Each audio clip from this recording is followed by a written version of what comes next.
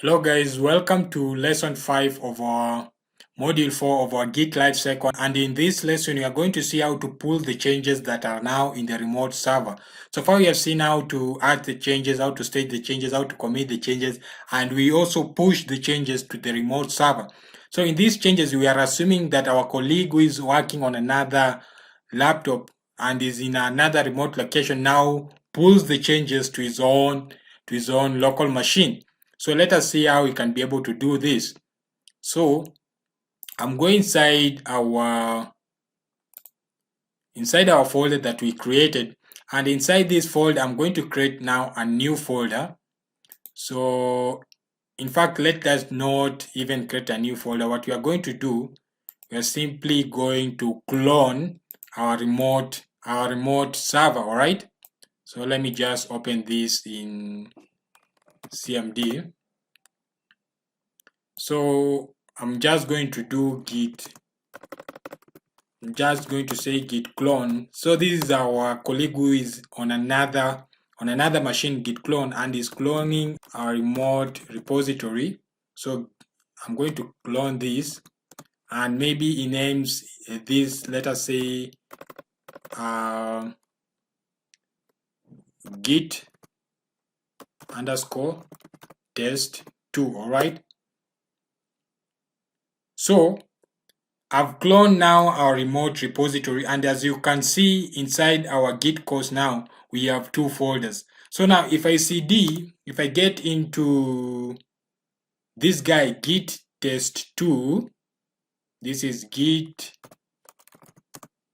underscore test 2, and so now we are in this folder git underscore test 2. And now if I list all the files in Windows, you'll say dir, it will list all the files that are in this folder. And interestingly, our folder now has all these files: test 2, test 3, test 4, which means now our colleague has been able to access all the changes that we did push to our remote repository. All right, so let me just illustrate this using Paint so that we can be able to just put this point at home. So okay, so now we created two repositories like that. Then our working repository was here, which has git inside, and then this was a remote repository. So we added some files here, which is test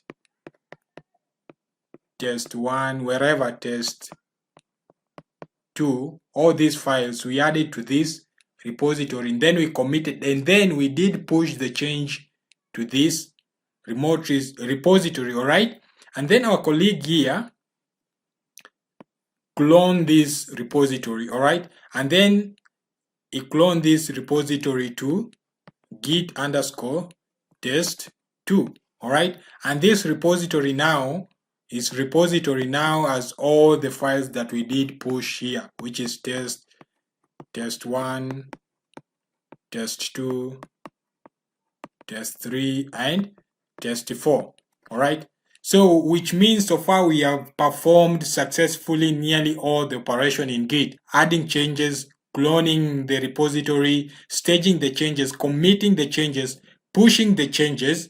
So once our colleague has cloned these changes, anytime we push the changes to the remote repository, the only thing that will be required to do in order to have our updated changes is just to run git pull, and that will pull all the changes that we have just pushed in the repository. So you'll just be able to run git pull over and over just to update its code with our code.